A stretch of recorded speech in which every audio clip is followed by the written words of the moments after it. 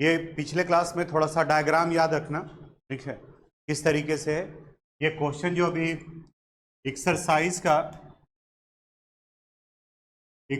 का question number कौन सा था, 2.19। इसमें बताया गया था कि 90 ग्राम वाटर में जब 30 ग्राम सॉल्यूट ऐड करते हैं तो इनके वेपर प्रेशर का वैल्यू 2.8 किलो पास्कल होता है। वहीं अगर 18 ग्राम और वाटर ऐड कर दिया जाता है तब इनके वेपर प्रेशर का वैल्यू 2.9 किलो पास्कल है। तो आपको निकालना है कि वाटर का वेपर प्रेशर कितना है और इनका सॉल्यूट जो ऐड किया गया है उसका मोलर मास वैल्यू कितना है। सॉल्यूट इन दोनों जगह पर वही है, इनमें चेंज नहीं किया जा रहा है, तो मोलर मास का वैल्यू भी वही होगा। तो इसके लिए हम लोग इक्वेशन बनाए और इसमें बताया कि फर्स्ट केस में, फर्स्ट कंडीशन में 30 ग्राम सॉल्यूट है, 90 ग्राम वाटर है, वाटर का मोलर मास ये है और वेपर प्रेशर 2.8 किलो पास्कल है। तो मोलर मास के लिए हम लोग जो फार्मूला पढ़े हैं उस फार्मूले को लिखकर इसका वैल्यू पुट कर दिए, ये आ गया इक्वेशन फर्स्ट। सेकेंड केस में सेम सॉल्यूट है, सिर्फ वाटर का अमाउंट चेंज हो गया 108 ग्राम, इसके लिए मोलर मास का वैल्यू निकाले। इन दोनों में mb का वैल्यू सेम था यानी LHS बराबर है तो RHS का वैल्यू भी बराबर हो गया। अब इसे अगर सोल्व किए होंगे तो 5 से मल्टीप्लाई किए तो 5 P0A minus 14.0 it would be equal to 6 P0A minus 17.4। और इसे सोल्व करने के बाद में P0A का वैल्यू कितना आ गया, 3.4 किलो पास्कल। अब किसी भी इक्वेशन में फर्स्ट में सेकंड में कहीं पर भी अगर आप P0A का वैल्यू पुट करोगे तो यहाँ पर mb का वैल्यू कितना निकल जाएगा, 34 ग्राम पर मोल, ठीक है। ये क्वेश्चन था relative lowering in vapour pressure से, जो कि हम लोग पिछले क्लास में डिस्कस किए थे। आज हम लोग को सेकंड कॉलिगेटिव प्रॉपर्टी स्टार्ट करना है and that colligative property is elevation in boiling point. Part था relative lowering of vapour pressure, अब सेकंड है एलिवेशन ऑफ बॉइलिंग पॉइंट। बता सकते हो एलिवेशन का मतलब क्या होता है, बढ़ जाना। यानी यहाँ ये बताएगा कि अगर सॉल्यूट ऐड करेंगे तो सॉल्यूशन का बॉइलिंग पॉइंट ज़्यादा हो जाएगा सॉल्वेंट के रिस्पेक्ट में। यानी कि अगर आप वाटर गर्म कर रहे हैं तो वाटर का बॉइलिंग पॉइंट नॉर्मल कंडीशन में अगर 100 डिग्री सेल्सियस है तो उसमें अगर कोई सॉल्यूट ऐड कर दिया जाए तो अब उनके बॉइलिंग पॉइंट का वैल्यू 100 से बढ़ जाएगा, मे बी 110, 120 कुछ भी। और ये डिपेंड करता है कि आप कितना ज़्यादा सॉल्यूट उसमें ऐड किए हैं। तो खाना पकाते वक्त में बहुत सारे नॉन वोलेटाइल सॉल्यूट ऐड किए रहते हैं, तो एक नॉर्मल वाटर बॉयल कर रहा है और दूसरा सॉल्यूट बॉयल कर रहा है तो वहाँ पे सॉल्यूशन का बॉइलिंग पॉइंट ज़्यादा होगा। अगर हम लोग गर्म पानी का बॉइल्ड वाटर का टेम्परेचर मेजर करें और चाय का मेजर करें तो चाय का बॉइलिंग पॉइंट वैल्यू ज़्यादा होगा, क्योंकि उसमें आप नॉन वोलेटाइल सॉल्यूट शुगर भी ऐड किए हैं, ठीक है, तो उसका बॉइलिंग पॉइंट का वैल्यू ज़्यादा हो जाएगा। बॉइलिंग पॉइंट कहते हैं किसे, इसे सबसे पहले समझना होगा। हम लोग किसी भी कंपोनेंट का अगर वेपर प्रेशर ले, मान लीजिए एक वोलेटाइल लिक्विड है और इसके वेपर प्रेशर का वैल्यू है 200 mmHg, ये इसका नॉर्मल वेपर प्रेशर है। बॉइलिंग पॉइंट का डेफिनेशन बताता है कि जैसे जैसे आप टेम्परेचर बढ़ाओगे इसके वेपर प्रेशर का वैल्यू भी बढ़ेगा, और एटमॉस्फेरिक प्रेशर का वैल्यू होता है 760 mmHg। तो टेम्परेचर बढ़ा रहे हैं, वेपर प्रेशर बढ़ रहा है बढ़ रहा है बढ़ रहा है, और जैसे ही ये 760 को अचीव करेगा अब ये बॉयल करना शुरू कर देगा, वही उसका बॉइलिंग पॉइंट कहा जाता है। तो डेफिनेशन देखो क्या हो गया, the temperature at which the vapour pressure of a liquid become equal to atmospheric pressure is called vapor pressure of the liquid। अब बढ़ क्यों जाता है, इसके पहले वाला कॉलिगेटिव प्रॉपर्टी याद करो। बताओ तो फर्स्ट कॉलिगेटिव प्रॉपर्टीज क्या था, relative lowering in vapour pressure. यानी कि नॉर्मल कंडीशन में अगर इस सॉल्वेंट में 200 है और यहां अगर आप सॉल्यूट ऐड कर दे रहे हैं तब इसका वैल्यू 200 से घट जाएगा, मान लीजिए 150 हो गया। तो पहले जहां 200 को पहुंचाना था 760, अब 150 को कहां पहुंचाना पड़ेगा, 760 तक। तो टेम्परेचर ज्यादा देना पड़ेगा ना, तो ज्यादा देना पड़ेगा, इसका मतलब बॉइलिंग पॉइंट का वैल्यू बढ़ गया। तो बॉइलिंग पॉइंट बढ़ा क्यों, तो पहले वाले कंसेप्ट के अनुसार से, if we add non volatile solute in volatile solvent then the vapor pressure of the solution become less than the vapor pressure of solvent. Solvent से solution का कम हो जाएगा. अब इस solution के vapor pressure को atmospheric pressure तक पहुंचाना है तो solvent के रिस्पेक्ट में ज़्यादा हीट करना पड़ेगा, यानी कि इनका बॉइलिंग पॉइंट का वैल्यू बढ़ जाता है और इनके बीच का जो डिफरेंस होगा that is called elevation of boiling point. लिखिए, पहले इसका लिखवा देते हैं डेफिनेशन. लिखो, the temperature at which the temperature at which the vapor pressure the temperature at which the vapor pressure of a volatile liquid the vapor pressure of a volatile liquid become equal to the atmospheric pressure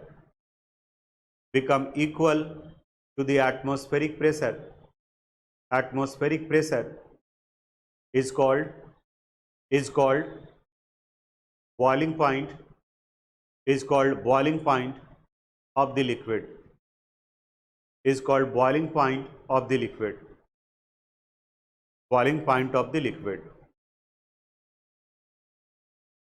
Paragraph change.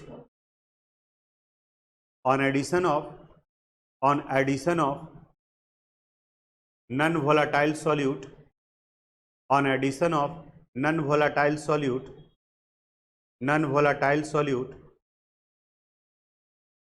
the vapor pressure of solution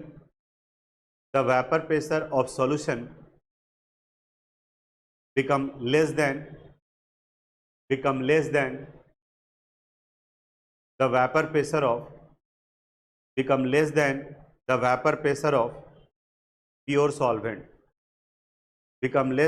vapor pressure of pure solvent.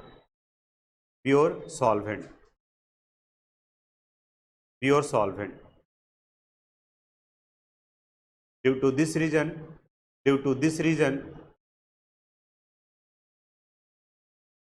the boiling point of the solution become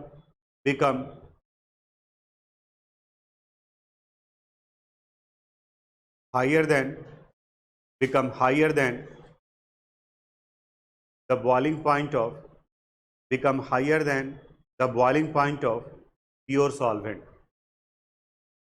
than the boiling point of pure solvent.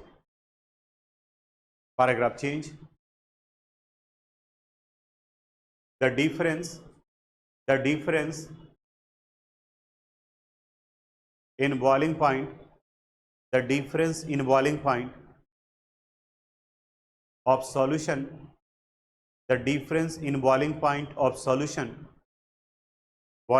of solution and solvent is called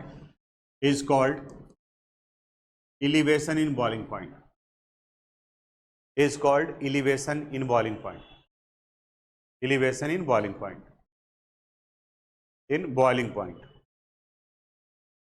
इसका मतलब क्या निकला? That is delta TB is equal to TB minus T naught B. जहां पर ये किसको represent करता है उसके बारे में, वेयर टीबी हो गया boiling point of solution, T naught B यानी प्योर फॉर्म, यानी ये रिप्रेजेंट कर रहा है बॉइलिंग पॉइंट ऑफ सॉल्वेंट को, और डेल्टा टीबी ये रिप्रेजेंट कर रहा है elevation of boiling point. Note कर लीजिए इसको, आगे लिखो. Experimentally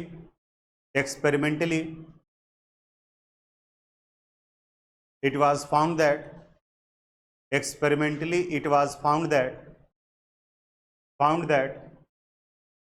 the elevation in boiling point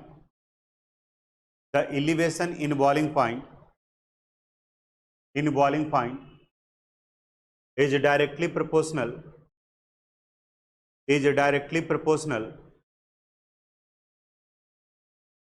to the molar concentration is directly proportional to the molar concentration of the solution, molar concentration of the solution. यानी यहां बता रहा है कि जितना ज्यादा मोलैलिटी होगा उतना ही ज्यादा बॉइलिंग पॉइंट का वैल्यू बढ़ेगा, डायरेक्टली प्रोपोर्शनल टू m। और यहां पर प्रोपोर्शनलिटी को हटाने के लिए कांस्टेंट यूज करते हैं, इन्हें kb से रिप्रेजेंट किया जाता है, kb इंटू m। बोर्ड पर थोड़ा ध्यान से देखना। वेयर आप बताओ डेल्टा टीबी किसको रिप्रेजेंट कर रहा है? Elevation of boiling point. m किसको रिप्रेजेंट कर रहा है? मोलैलिटी ऑफ द सॉल्यूशन या molar concentration of the solution. और kb एक कांस्टेंट को रिप्रेजेंट कर रहा है, प्रोपोर्शनलिटी कांस्टेंट है, इसे हम लोग मोलर एलिवेशन कांस्टेंट कहते हैं। एलिवेशन कांस्टेंट या इसी का एक और नाम है इबिलियोस्कोपिक कांस्टेंट, स्कोपिक कांस्टेंट। इसको नोट करो, फिर इसको डिफाइन करेंगे कि केबी है क्या। नोट कर लिए? अब यहां पर एक क्वेश्चन आपको मिलेगा, what is molar elevation constant या व्हाट इज इबिलियोस्कोपिक कांस्टेंट। इसे डिफाइन करने के लिए कहता है। तो आप फिजिक्स में पढ़े होंगे कि अगर किसी कांस्टेंट को डिफाइन करना है तो वेरिएबल को यूनिटी मान लीजिए, 1 मान लीजिए। यहां पर भी वही कंसेप्ट हम लोग अप्लाई करेंगे। हम लोग ले लेते हैं कंडीशन फॉर 1 मोलर सॉल्यूशन। ध्यान देना, यहां पर 1 मोलर सॉल्यूशन। जब 1 मोलर कर दिए तो बताओ m का वैल्यू कितना हो गया? 1। हम लोग अभी देखें delta TB is equal to होता है kb इंटू m, और लिखा जा सकता है delta TB would be equal to kb into 1। क्यों? क्योंकि m का वैल्यू कितना है? 1। और आ गया delta TB would be equal to kb। यानी molar elevation constant elevation in boiling point के बराबर होगा। कब? जब कंसंट्रेशन सॉल्यूशन का कितना हो? 1 मोलर। तो डेफिनेशन इनका आ गया, the elevation in boiling point for 1 molar solution is called molar elevation constant. उसी को मोलर एलिवेशन कांस्टेंट कहा जाता है। आप ये वाला पार्ट यहां से यहां तक नोट करो, ऐसे लिखो, नोट में लिखो फर्स्ट पॉइंट, नोट में लिखिए फर्स्ट पॉइंट। पहले स्टेटमेंट लिखवा देते हैं, नोट में लिखो फर्स्ट पॉइंट। सुन लो थोड़ा सा और। एक क्वेश्चन यहां पर भी आएगा कि how you can say elevation in boiling point is a colligative properties. क्या आप बताए थे आपको? कॉलिगेटिव प्रॉपर्टीज किसे कहा जाता है? जो number of moles of solute पर डिपेंड करता है। तो देखो, elevation in boiling point directly proportional है मोलैलिटी का, और मोलैलिटी किस पर डिपेंड करता है? Number of moles of solute पर। और जो property number of mole of solute पर डिपेंड करेगा उसी को क्या कहते हैं? Colligative properties. Therefore it is an example of colligative properties. तो लिखिए, दोनों पॉइंट लिखवा देते हैं। फर्स्ट पॉइंट लिखो, elevation in boiling point, elevation in boiling point is directly proportional, elevation in boiling point is directly proportional to the molar concentration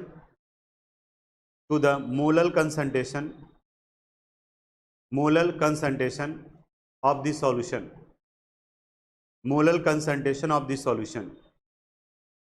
solution, and molality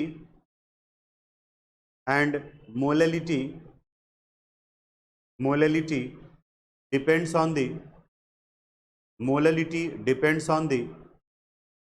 number of mole of solute particle,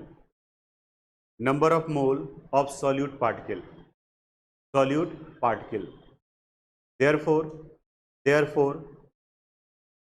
it is a colligative property. Therefore it is a colligative property. Colligative property. Note में second point लिखिए, the elevation in boiling point, the elevation in boiling point, in boiling point for one molar solution, for one molar solution, molar solution is called molar elevation constant, is called molar elevation constant, elevation constant, molar elevation constant. इसी का भी mathematical derivation है, इसको note कर लीजिए. ऐसे 1 marks का पूछता है, स्टेटमेंट भी लिखोगे तो भी चलेगा. अब बताए थे आपको कि हर एक कॉलिगेटिव प्रॉपर्टीज में एक टॉपिक आएगा डिटर्मिनेशन ऑफ मोलर मास. वहां भी हम लोग relative lowering in vapour pressure में भी एमबी का वैल्यू निकाले थे. अब एलिवेशन इन बॉइलिंग पॉइंट में भी हम लोग को एमबी का वैल्यू निकालना है. डिराइवेशन है, इसलिए ध्यान से देख लो. सिंपल डिराइवेशन है, फार्मूला आपको ऑलरेडी पता है, सिर्फ उसके वैल्यू को पुट करना है. देखना तो यहां वी नो, अभी लिखें elevation in boiling point, delta TB is equal to क्या होता है, के बी इंटू एम. इसे इक्वेशन फर्स्ट मान लिया. एम किसको रिप्रेजेंट करा है, मोलैलिटी को. We also know M molality है, तो मोलैलिटी इज इक्वल टू होता है number of mole of solute divided by mass of solvent. और अगर ग्राम में है तो किससे मल्टीप्लाई कर देंगे, 1000 से. एन भी नंबर ऑफ मोल है, तो नंबर ऑफ मोल के लिए फार्मूला होता है मास बाई मोलर मास, तो W B by M B divided by W A into 1000. एक स्टेप और बढ़ जाते हैं, एम बी नीचे चलाएगा, यानी W B into 1000 divided by M B into W A. ये हो गया इक्वेशन सेकंड, मोलैलिटी के लिए निकाल लिए. अब इसी एम के वैल्यू को यहां पुट कर देंगे इक्वेशन फर्स्ट में. तो दोनों को कंबाइन करो, फ्रॉम फर्स्ट एंड सेकेंड. बताइए तो आप, delta T B is equal to क्या लिखेंगे, K B into W B into 1000 divided by M B into W A. अब चूंकि टॉपिक हम लोग का ये फार्मूला है, न्यूमेरिकल में यूज करेंगे. यहाँ चूंकि एम बी निकालना है, तो इसी से एम बी निकालोगे, एम बी को यहाँ ले आएंगे तो के बी यहाँ चला जाएगा, डेल्टा टी बी वहाँ चला जाएगा. तो K B into W B into 1000 divided by, बताइए, delta T B into W A. ये डिराइवेशन था molar mass of added non volatile solute के लिए. अब कई पार्ट हम लोग पहले पढ़ चुके हैं, उसी को यहाँ लिखना है. आप बताते जाओगे. वेयर डब्ल्यू बी, बताओ किसको रिप्रेजेंट कर रहा है, मास ऑफ सॉल्यूट को, सॉल्यूट के मास को रिप्रेजेंट कर रहा है. एम बी किसको रिप्रेजेंट कर रहा है, मोलर मास ऑफ सॉल्यूट को, molar mass of solute. W A किसे रिप्रेजेंट कर रहा है, मास ऑफ सॉल्वेंट को, मास ऑफ सॉल्वेंट. के बी किसे रिप्रेजेंट कर रहा है, इवोल्यूस्कोपिक कांस्टेंट या molar elevation constant, elevation constant. ये सॉल्वेंट के नेचर पर डिपेंड करता है, अलग अलग सॉल्वेंट के लिए अलग अलग वैल्यू होगा. और डेल्टा टी बी ये हो गया elevation in boiling point, elevation in boiling point. बोलो कोई दिक्कत, नोट कर लीजिए इसको. एलिवेशन इन बॉइलिंग पॉइंट पढ़े, यह डिप्रेशन इन फ्रीजिंग पॉइंट. यानी अभी हम लोग डिस्कस किए कि जब सॉल्यूट ऐड करते हैं तो सॉल्यूशन का बॉइलिंग पॉइंट बढ़ जाता है. और यहाँ ये टॉपिक बता रहा है कि जब सॉल्यूट ऐड करते हैं तो सॉल्यूशन का फ्रीजिंग पॉइंट घट जाता है. यानी कि अगर आप नॉर्मल वाटर ले लें और एक शरबत ले लें और अपने फ्रिज में आप डाल दो, उसका जो बर्फ में कन्वर्ट करना है, तो आप कुछ समय बाद ऑब्जॉर्व करोगे तो जो सिर्फ नॉर्मल वाटर था वो आइस में जल्दी कन्वर्ट कर गया, और जो शरबत बना हुआ है उसे आइस में कन्वर्ट करने में ज़्यादा समय लग रहा है, यानी कि उसे और कम टेम्परेचर करने का ज़रूरत होता है। एक और एग्जाम्पल बताते हैं, आइसक्रीम। जैसे आइसक्रीम हम लोग खरीद कर लाते हैं तो फैमिली पैक खरीद करके लाए तो कई बार में होता है क्या कि बचा हुआ रह गया तो हम लोग फ्रीजर में डाल देते हैं।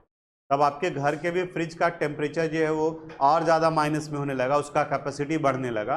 नहीं तो जनरली होता क्या था कि आप आइस बॉक्स में डाल दिए तो वो आइस बॉक्स में आपका वाटर आइस में तो कन्वर्ट करता है, लेकिन ये जो आइसक्रीम जो ब्रिक्स के फॉर्म में था उसे अगर आप डालते हैं तो वो मेल्ट कर जाता है। तो इसके पीछे का रीजन क्या है, आपके फ्रिज का कैपेसिटी था कि वो -2 तक जा सकता है, -3 तक जा सकता है। तो वाटर को आइस में कन्वर्ट करने के लिए कितना चाहिए, 0। लेकिन जो आइसक्रीम बना हुआ है उसको टेम्परेचर और कम चाहिए, और माइनस में चाहिए, डिप्रेस कर गया है। तो अगर उसको -10 चाहिए होगा तो आप -10 अगर प्रोवाइड नहीं करेंगे तो उस कंडीशन में वो मेल्ट कर जाएगा। यानी सिंपल कंसेप्ट ये है, एलिवेशन इन बॉइलिंग पॉइंट, यानी जब सॉल्यूट ऐड करते हैं तो बॉइलिंग पॉइंट का वैल्यू बढ़ता है, और डिप्रेशन इन फ्रीजिंग पॉइंट का मतलब जब सॉल्यूट ऐड करते हैं तो फ्रीजिंग पॉइंट का वैल्यू घटता है, डिक्रीज करता है। घटता को अच्छे से समझ लो, घटता का मतलब 0 से माइनस में जाना चाहिए। जितना ज़्यादा सॉल्यूट ऐड करेंगे उतना ही टेम्परेचर उसका माइनस में चलता चला जाएगा, -10, -20, -30, इस तरीके से। तो उसे सॉलिडिफाई करने के लिए आपको डीप फ्रीजर का जरूरत पड़ता है। जैसे आइसक्रीम वाले के पास में देखते होंगे तो उसका फ्रिज का कैपेसिटी जो है वो हमारे घर के यूज करने वाले फ्रिज से ज़्यादा पावरफुल होता है, वो उसे डीप फ्रीजर कहा जाता है, यानी कि उसका टेम्परेचर और ज़्यादा माइनस में होता है। इसका डिफिनेशन बताता है, वहाँ डिफिनेशन में था the temperature at which the vapour pressure of a liquid become equal to atmospheric pressure, और यहाँ कहता है the temperature at which the vapour pressure of a liquid become equal to the vapour pressure of its solid form. इसको समझो थोड़ा। आप बताओ water के सॉलिड फॉर्म को क्या कहते हैं, आइस। तो यहां करा है कि जब वेपर प्रेशर के वैल्यू को कम करना है तो टेम्परेचर कम करते जाएंगे, ये कम करते करते करते करते जैसे ही इसका वेपर प्रेशर आइस के वेपर प्रेशर के बराबर हो जाएगा ये तुरंत सॉलिडिफाई कर जाएगा। वहीं अगर कोई नॉन वोलाटाइल सॉल्यूट ऐड कर दिए तो नॉन वोलाटाइल सॉल्यूट का वेपर प्रेशर तो 0 होता है, तब इसके टेम्परेचर को और कम करना पड़ेगा क्योंकि मूल फ्रैक्शन का वैल्यू। इसीलिए जहां वाटर 0 डिग्री सेल्सियस पे फ्रीज करता है, किसी सॉल्यूशन को लेंगे तो माइनस टेम्परेचर पर फ्रीज करता है। बाकी का सारा डिराइवेशन वगैरह सब कॉमन दिखेगा। लिखिए आप, depression in freezing point, topic लिख लिए हैं।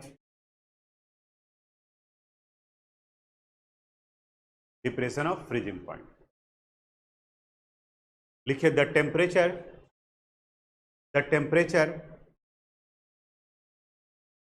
at which the temperature at which the vapor pressure at which the vapor pressure of a liquid the vapor pressure of a liquid pressure of a liquid become equal to the vapor pressure of become equal to the vapor pressure of its solid form, vapor pressure of its solid form is called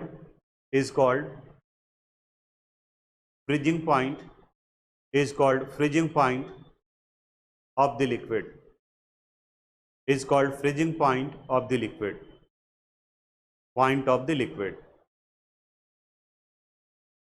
of the liquid. Paragraph change. If non-volatile solute is added, if non-volatile solute is added in a volatile solvent, is added in a volatile solvent to make a solution, then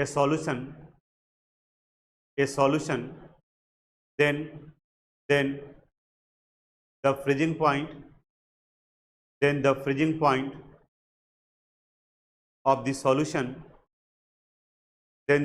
point of the solution of the solution become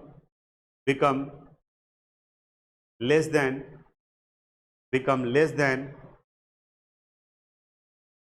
the freezing point of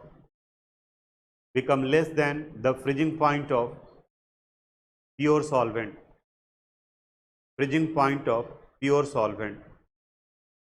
pure solvent. Paragraph change. The difference in freezing point,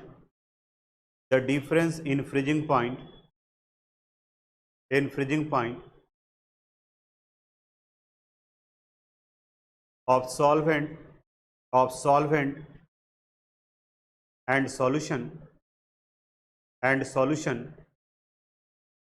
is called depression in freezing point.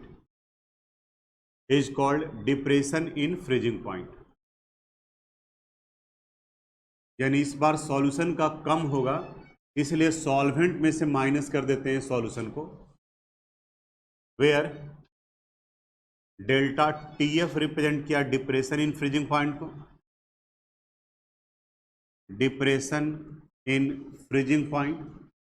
आप बताओ T0F किसको represent करेगा?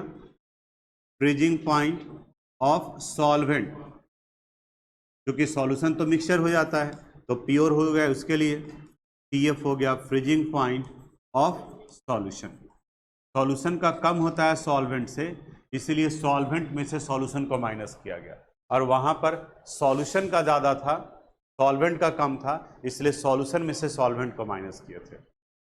Note कर लीजिए, लिखो experimentally it was found that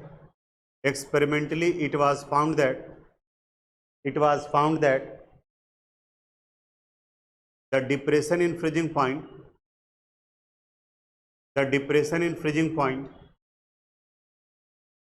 is directly proportional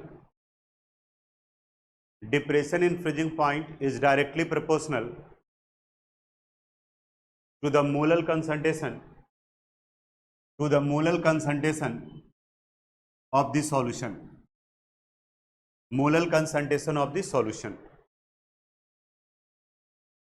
यानी elevation in boiling point भी molality पर डिपेंड करता है और डिप्रेशन इन फ्रीजिंग पॉइंट भी मोललिटी पर डिपेंड करता है। बोर्ड पर देखना तो थोड़ा सा, that is delta TF is directly proportional to हो गया M। अभी हम लोग पढ़े थे delta TB is directly proportional to M, तो प्रोपोर्शनलिटी को हटाए थे प्रोपोर्शन को, तो वहां पर एक कांस्टेंट यूज किए थे KB, तो बताओ तो यहां जब हटाएंगे तो क्या लिखा जाएगा? KF into M। अब यहां पर KF एक कांस्टेंट को रिप्रेजेंट करता है, उसे कहा गया था मोलल एलिवेशन कांस्टेंट, इसे कहा जाएगा molal depression constant,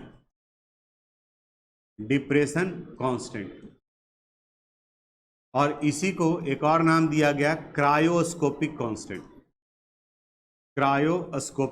constant. Note कर लीजिए। अब इस जगह पर भी अगर आप देखोगे तो depression in freezing point directly proportional है मोललिटी का, और मोललिटी किस पर डिपेंड करता है? नंबर ऑफ मोल्स पे, और जो number of moles per depend करता है उसे कॉलिगेटिव प्रॉपर्टीज कहते हैं। लिखिए नोट में second point,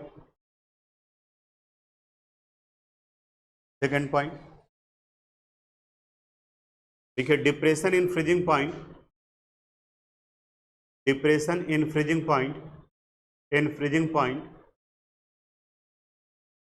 is directly proportional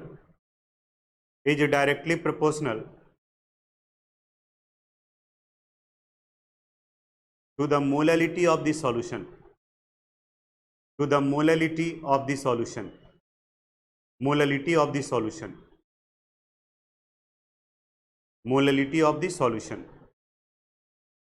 and molality depends on the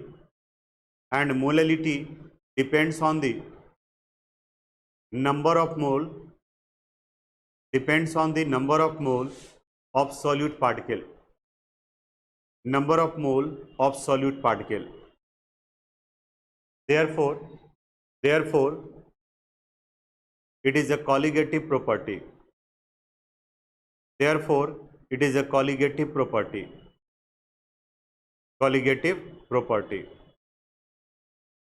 Therefore it is a colligative property. अब फिर यहां पर KF को डिफाइन करना पड़ेगा, वही कंसेप्ट यहां पर भी लगा देंगे. फॉर 1 मोलल सॉल्यूशन, बताओ m का वैल्यू कितना लिखेंगे? 1. Delta TF is equal to क्या होता है? KF इंटू m, और delta TF would be equal to KF into 1. Therefore delta TF किसके बराबर हो गया? KF के बराबर. यानी molar depression constant depression in freezing point of solution के बराबर है फॉर 1 मोलर सॉल्यूशन. देखिए नोट में third point, depression in freezing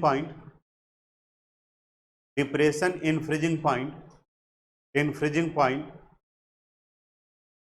for 1 molar solution, depression in freezing point for 1 molar solution is called molar depression constant. Molar depression constant. Note कर लीजिए ये वाला part. जैसे हम लोग इसके पहले एलिवेशन इन बॉइलिंग पॉइंट में डिराइव किए थे मूलर मास का फार्मूला, यहां पर भी आ गया डिटर्मिनेशन, और ये बिल्कुल कॉमन है. फर्क बस क्या पड़ेगा, जहां डेल्टा TB था वहां हो जाएगा डेल्टा TF, और जहां KB था वहां हो जाएगा KF. बोर्ड पर देखिए, 2 मिनट में फिर कॉपी आप कर लीजिएगा. बोर्ड पर देखो सब लोग. वी नो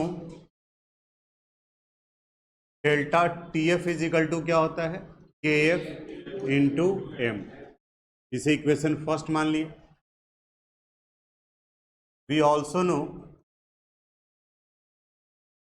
M मोललिटी को रिप्रेजेंट कर रहा है, ये हो गया NB divided by WA into 1000. NB mole है, इसी को आप लोग अगले स्टेप में लिख सकते हैं WB into 1000 divided by MB into WA. ये हो गया इक्वेशन सेकेंड. अब दोनों को कंबाइन कर देते हैं, तो फ्रॉम फर्स्ट एंड सेकेंड देखो तो यहाँ क्या आ जाएगा? Delta TF would be equal to KF into WB into 1000 divided by MB into WA. आपको निकालना किसका वैल्यू है? MB का. Therefore MB would be equal to क्या आ जाएगा? KF into WB into 1000 divided by delta TF into WA.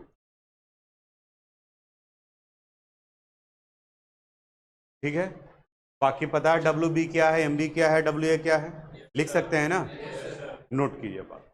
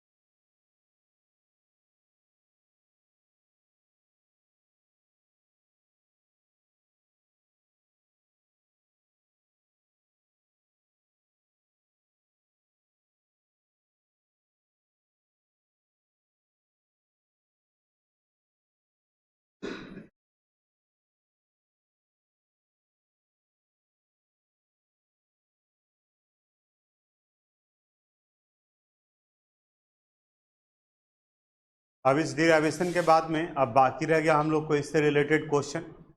दोनों एक ही साथ में डिराइवेशन सब कर दिए, क्योंकि आप देख रहे हो कि दोनों बिल्कुल एक जैसा है. एक एलिवेशन है और दूसरा क्या है? डिप्रेशन.